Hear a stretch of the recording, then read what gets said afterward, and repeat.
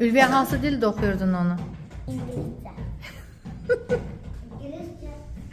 Bir də ifa et onu yenidən. Mikrofonsuz. Mikrofondan daha yaxşı oxuyursan sən, hə? Başkasının yeri yadımdan çıxdı. Hə, o başqasını bəstələ, nə deyirəm? Bəstələ. Burada geldi itama, ildə gəlib isara, ildə gəlib isamda, ildə gəlib itama.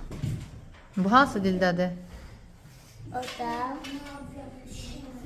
Azərbaycanlı. Azərbaycanca. Başa sal da mənə anlamadım axı. İsara nədir? İsara nədir? Sonra İngilizce. Hə, içində sintez etmisən sən. Sintez nədir? Biz Azərbaycanlı. Nə deməkdir də? Yani biri İngilizce, biri Azərbaycanlı. Aferin sənə. Alqışlayaq Ülviyəni.